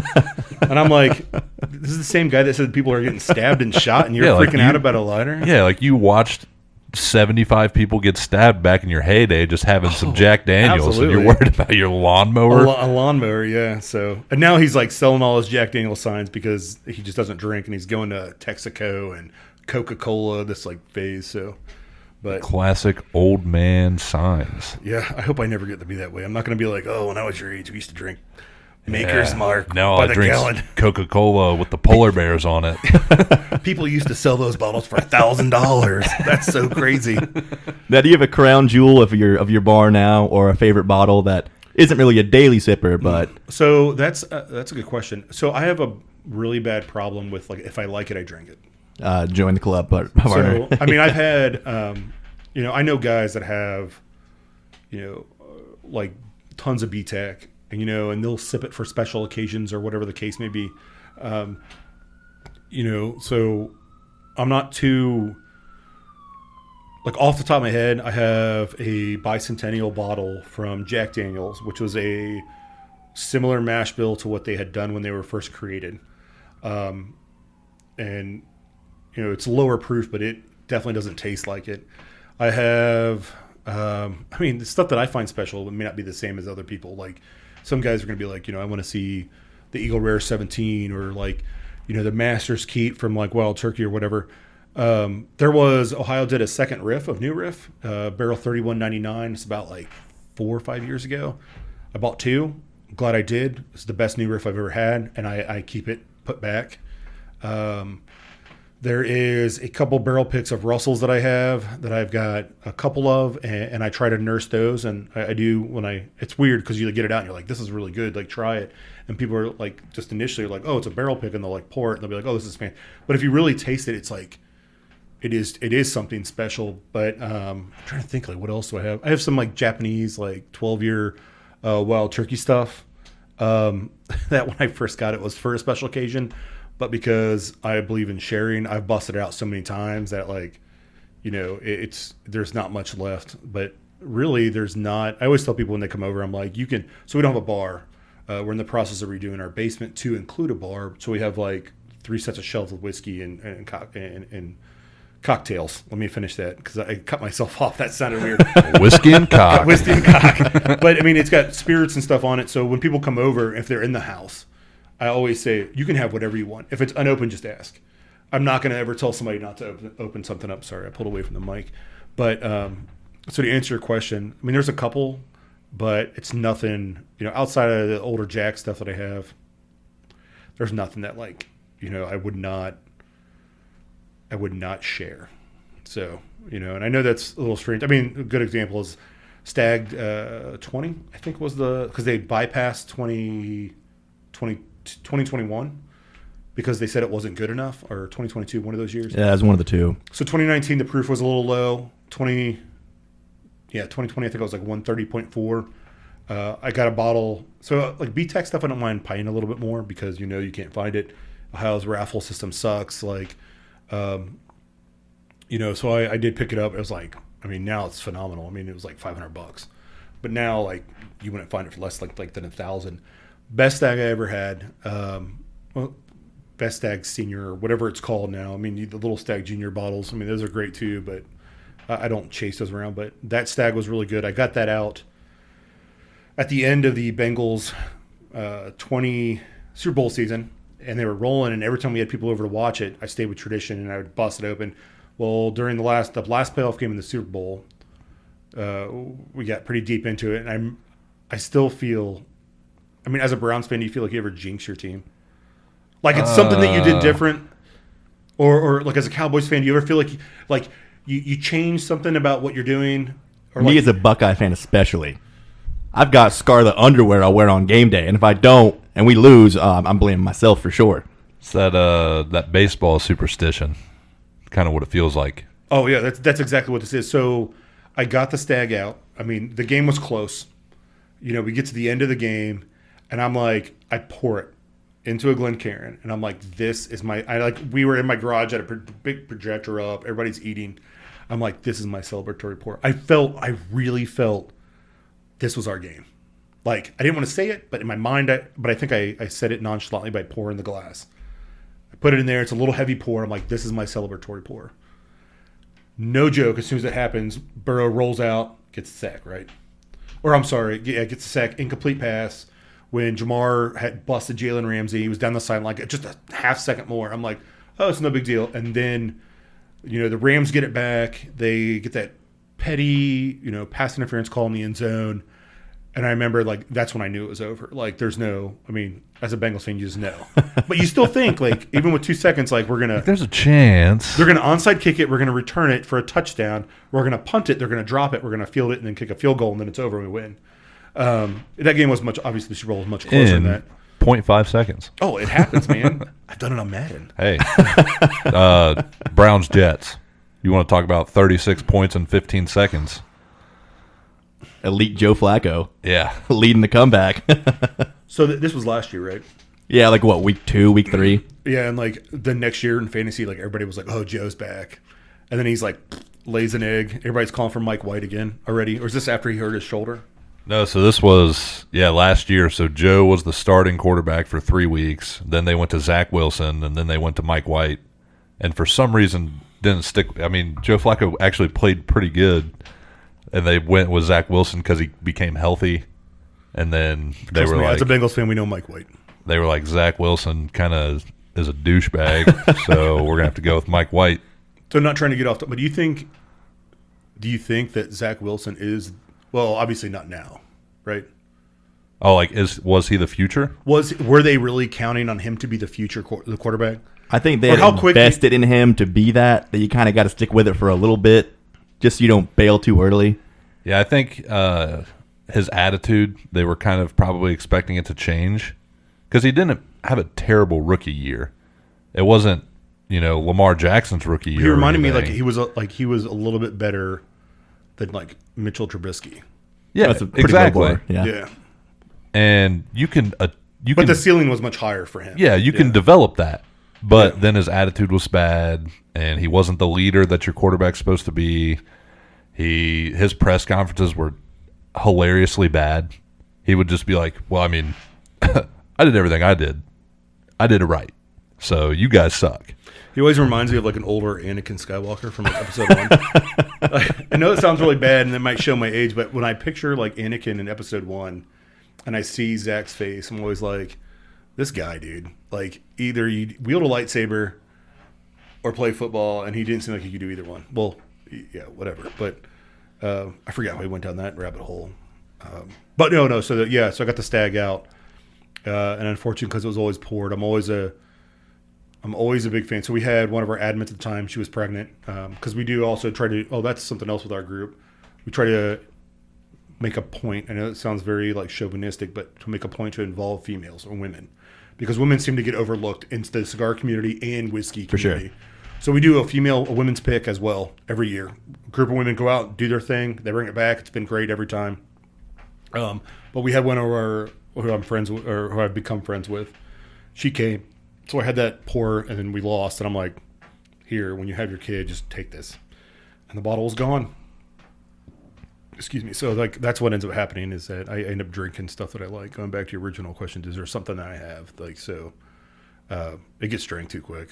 Like, people give me samples left and right. I'm sure there's some good stuff in the samples, but I take those and stash those away, and sometimes I forget what they were, or I don't get into them quick enough. But there's nothing on my shelf that like I'm not going to share. Do you have a white whale bottle you really want but haven't been able to find yet or taste yet? So, do I have a bottle? I've tasted it, but do I want another? Yes, it's that Stag from 2020. Same thing, yeah. It's just Stag or like an Eagle Rare 17, probably from 2020 as well. That was like the last year, when they've had already dumped everything and they've made it. They didn't realize like I don't think they realized that the bourbon world was, drastic change during COVID. It went from, the guy that comes in going, hey, I got a bachelor party this weekend. Is there something special that you would recommend? And you can just walk in the back and outside of a couple BTAC bottles that the state would still raffle off, in person at the store, it's now, you can just walk in and pick up whatever, say it was an Eagle Rare bottle, which, isn't super special, but it is to some people. So I would say an Eagle Rare 17, even though people said it tastes like a tree because it's so old. It's just one of those things I want to try. Thomas Handy, any of the BTAC lineup. I would like to get a hold of like a 2005 like Wild Turkey Austin Nichols like 101. There's a couple of those years where like 101 was like it's their flagship product. So like that's still made every year or blended or whatever. So like when they put it out, it can be really, really good or really, really bad. And like in that time frame, it was really, really good. But yeah, most of the time I've given up on any of that because of like the demand and the price of stuff is just, it's impossible to get, really. Absolutely, yeah. Like I'd love to get like the Old Forester birthday bourbon. Probably never going to get a bottle unless you know somebody. Yeah. Like any of the BTAC stuff would be great. Have you been down to the Old Forester Experience down in Louisville, like right on the river? I've not. I'd love to, though. So when you go, they have a whole shelf, and it's lit up nicely, and it's got all the birthday bourbon on it in the world. And I remember when I walked in, very first time ever, a few years ago, I was like, jackpot. The little lady standing there, I'm like, hey, can I get, and then I grab it, and it's like glued to the shelf. She goes, those are just for looks. And I'm like, son of a gun. And then you go in the back, and they have like just a normal Old Forester. What a tease. You're like, yeah, man, that's not cool, dude. So, yeah. It's like the Old Forester half experience. Oh, I agree. And then they have like a little barrel where they are doing the cooperage in the back, and they're like, they try to distract you from it with like stickers and like wear and stuff like that. And I'm like, all I want is like, but I'll be honest with you, with like birthday bourbon, I have never, that's not true. I would say like 2018, 2019 was good years. And then I don't think I had anything from 2020 because that was when people started waiting in line and they were still releasing it from the distillery. So people just went down because nobody had anything to do.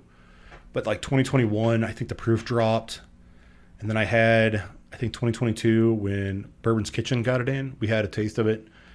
I was never impressed. A little disappointing. Yeah. But don't let anybody's opinions ever distract like what your white whale is. Oh, like, of course. Right? You know what I mean? Like if you want a bottle of like birthday bourbon, stay with it until you got it on your shelf. Because no matter what, it's gonna hold something, to you. For me, yeah, for you. Like just like when you asked me, like mine are pretty simple.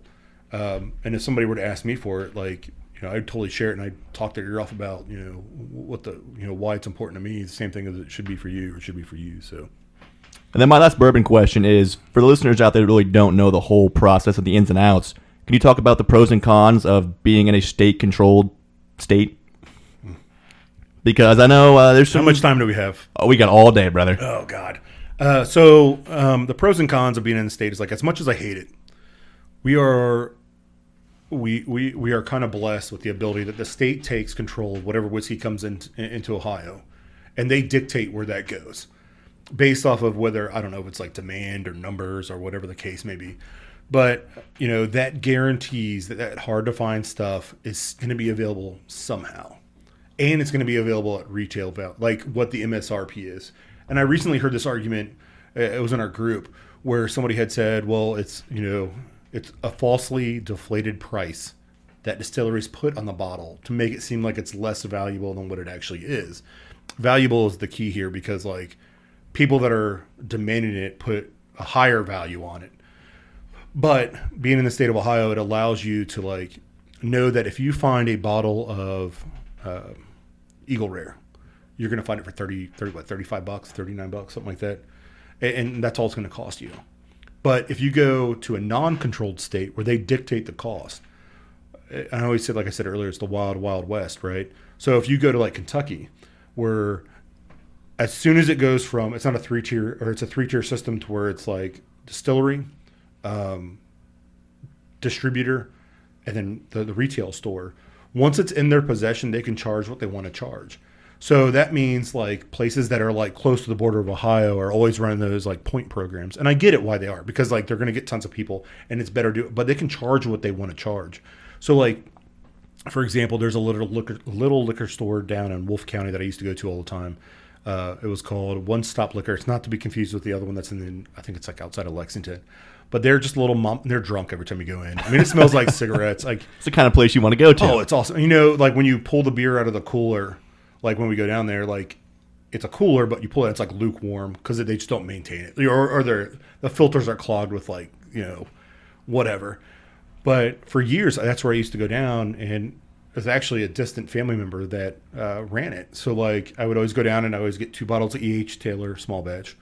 They'd always put them aside, and we'd go down 4 or 5 times a year. So like whenever I went down, if he had them, because that's what I drank all the time, he'd put them aside. I think they were like $40, which is just I think a little bit more at that time than what retail was. And then everything else that was in his like shelf, like not shelf, it's like little case. It was like a baseball card case. So like they couldn't stand up, so they were always on their side. He would it was just a little bit overpriced, a little bit, as in like I didn't mind paying $5 more. Well, as soon as he realized what the internet was, he could change whatever he wanted to. So now you're paying $110 for a bottle of Blanton's. You're paying, he had a full proof at 1 year for like $400, and I just stopped going. Because like when you're not in a state, like a controlled state, they can charge whatever they want to. So if the demand is there, which we always reference as like the secondary market, they're going to charge what they can get out of it. Because you may not want to pay $300, but some dude who walks in that never has seen that bottle on the shelf, I mean, it happens all the time in some groups. They're like, I'm in this one group for, not for veterans, but it's called Veteran Whiskey Club. I always see that one post where somebody's like, I bought this bottle of Buffalo Trace for $70. And like, I know I paid more, but I bought it. That's what happens in a non-controlled state. Like you're going to have the availability, but you're also going to pay for it being available because they know there's a value there. The state of Ohio, as much as we hate it and as much as I hate it, they do their best to try to, and it's always changing in the state. Like they're trying to figure out better ways to it. Like they just did the gold, the gold rush or whatever it was for like the Blanton's Gold, right? You had to go to a store to be able to register, and then they made the drawing, and it seems like a lot of people got it. Like, I mean, that's great. But me personally, I've given up on doing that just because I'm like, whatever. Like, but as far as coming to like a state, a controlled state, there's positives and negatives to that. Like, the negatives obviously are like, you're not going to walk into the store and find like Blanton straight from the barrel. You're not going to find any Blanton store picks, because when being state controlled, when Sazerac says, or Buffalo Trace, or whatever you want to call them, when Buffalo Trace says, hey, we have 10 barrels of Blanton's for a single barrel, like the state most likely is not going to pass that along to like a retailer. And if they do, they're going to do it to one. And that ultimately, that last single barrel of Blanton's is going to get passed, because it's different according to how like currently Buffalo Trace does these, like they're doing the raffle 4 times a year for like you and me, like average Joes. But for the retail places like bars and stuff like that, they are dictated by the state. So the state will take those barrel picks and they'll do whatever they want to do with it, and they try to guarantee a fair opportunity to people to like gather those. While when you go to Kentucky, like, it sucks to say it, I hate the point system when it comes to those stores that are right across the border. But like, if you go just a little bit farther south, maybe south of Florence, and you stop in anything but a Kroger's, because Kroger's still is really close to MSRP for stuff, but their single barrels and stuff always fly off the shelf too. But if you go to like a little local store and they have like the whole Weller lineup, and I'm using Buffalo Trace because everybody's familiar with that, of course, yeah. Or the whole BTEC or whatever, you're going to see that stuff for $2,000, for a bottle, or 107 for $150. And that's because they can charge what they want to down there. So like, it's kind of a trade-off. Do you take that chance of waiting in a line up here, or entering a virtual raffle and hope that you get something, or do you want to drive down there and pay like 10 times the cost? So there's advantages and disadvantages there for the state. I do think the state can do things a little bit differently by, they already restrict to people that are in the state of Ohio. And if they're going to do multiple raffles throughout the year, why not take our driver's license number down and say, like, if all 3 of us enter and you win, well, you can enter the next one, but you're automatically you can't win anything because you just got a unique bottle. But we have a better opportunity now, and if we win the next time, then we're out for the next one, and you can enter. But like, they put a pause on it between alternate. Yeah, like the winner can win every other time. I've never won a raffle, but I know people that have won multiple ones back to back. And I'm not saying like that's fair or unfair but sometimes all it takes is like, the family 4th of July picnic. You're like, hey everybody, let me get your emails and your driver's license numbers because the next raffle. And if you get this email, like let me know. Like, but it is what it is. But that's the difference between a controlled state. Controlled states dictate the value of the bottle. And I don't know if there's a controlled state that, I just don't know if they're like, okay, we took possession, but we're still going to charge more or what, but we'll say for the sake of argument, there's not. It's nice to be able to have access to things in the state at MSRP, even though, it is a pain and you do get kind of, pissy with people that are like snatching up stuff that's something you may want, but because you're working or whatever, like you're not able to get access to. But on a side note, what I've grown to accept is like, that's just how it is. Like, I'm not going to fault you if that's what you do. I'm not going to fault you if you go and buy, E.H. Taylor off the shelf and then want to sell it in a group for 3 times its cost. That's just not my thing. Like, I'm over being frustrated. You got to do what you got to do. Early on, I think everybody did that to get special bottles or whatever, so. Yeah. And I can't fault those, small mom and pop stores for charging $1,000 for foolproof because somebody's buying it. That's why they're charging those prices. They're going to make money off that. Mm-hmm. Yeah, if people didn't buy it, the price would drop. That's kind of a given. Now, I will say the one last thing here. With Buffalo Trace expanding their operation with this huge new expansion here, do you think come 10, 15 years from now that the price of those kind of things and all their products are going to go down now that they can produce so much more?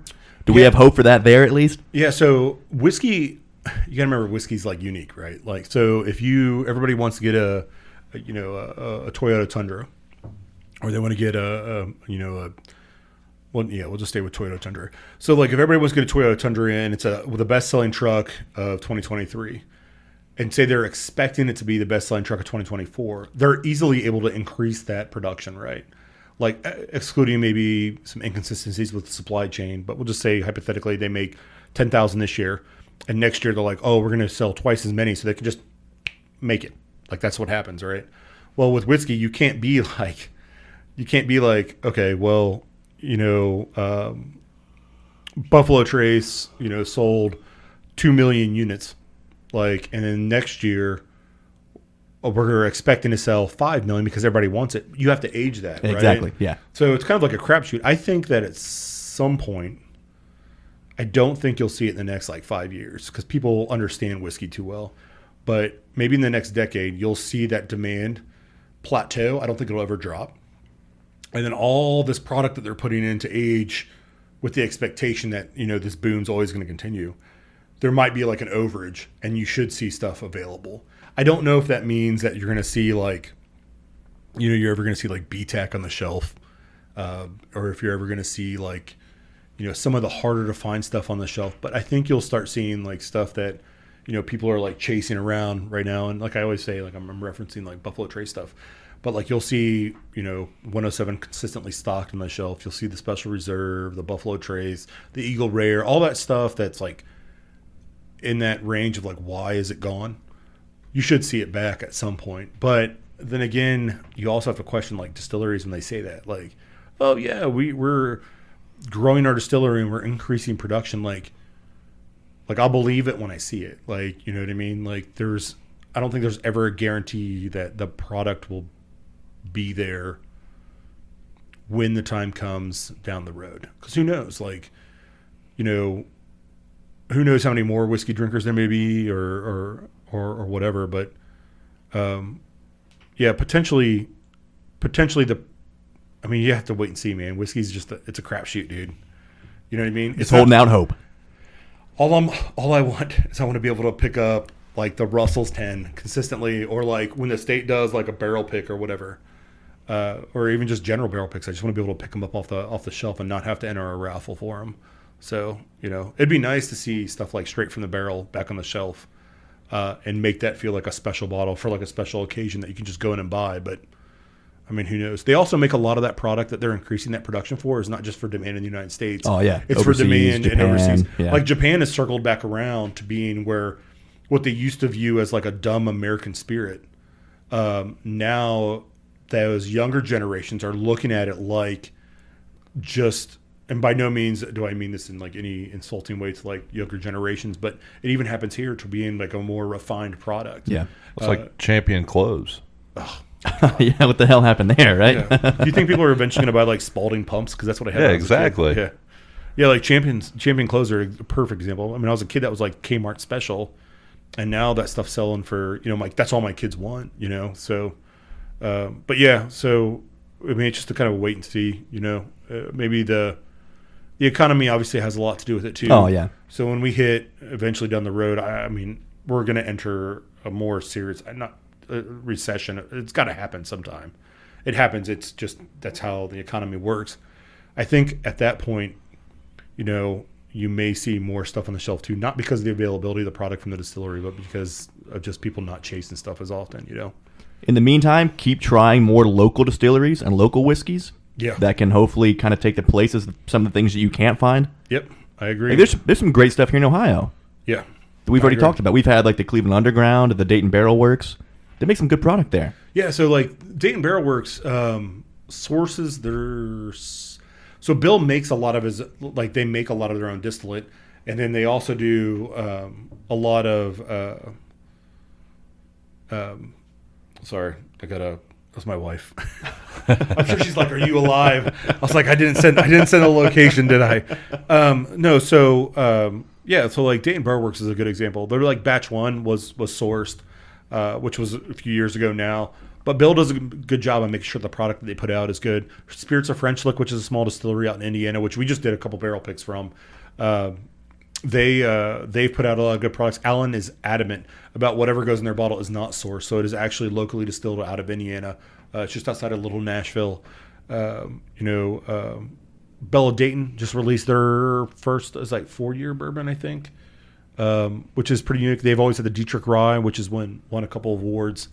And it's not even just spirits like that. I mean, there's like vodkas, because a lot of distillers will make vodka. Oh, yeah. Because it's easy to turn around a lot quicker. But yeah, to promote local stuff, like you help widen that, that demand for like newer products. People always knock like that San Francisco like spirits convention. They're like, oh, you pay to enter your stuff and everything else, but in the end, that's what gets things on the map. I mean, McKenna was out it forever. gives exposure to brand new stuff. So McKenna was out forever, like Henry McKenna, and then all of a sudden they win that double gold and like they become like a household name. Huge. Again. Yeah. So, just not promote, but make sure you frequent local distilleries that you have, and when you like something, make sure you share it with people too, because like sometimes people are like, "Oh, this is so good, I'm not going to tell anybody," but that's how you get more product, and that's how they get bigger. So, Yeah. Cam, you got anything else? I'm good. Troy, any final words here? Finish up promotion. Oh, gosh. Where we can find you guys, help grow the outreach. Yeah, so our group solely is off of Facebook right now. So if you just hop onto Facebook, you look up the Gem City Bourbon Society. You can apply to enter. We'll have one of our admins look it over and then let you in, and then you can become part of our community. Once you're in, like I said, we have some stuff coming up down the pipe that you can participate in. In the meantime, all I would say is like make sure that you get out and you frequent some of these small businesses, because even though we're out of this whole COVID pandemic thing, they're still in need of business, and you never know if you're going to walk into a place like a cigar humidor or a local bar that you may just find what you're looking for, specifically what you're looking for. And be able to frequent them a lot down the road. So that's all I got to say, really. Well, again, thanks for taking the time to come out here to suffer through the heat and talk to our dumbasses. It's much appreciated. You guys are dumb. I was expecting more sports, though, man. For real. I was expecting to be able to brag a little bit about the Bengals. Hey, we still got time here, partner. Oh, God. We can go sports for sure. But, yeah, I appreciate you for having me on. Hey, well, feel free to reach out and come back.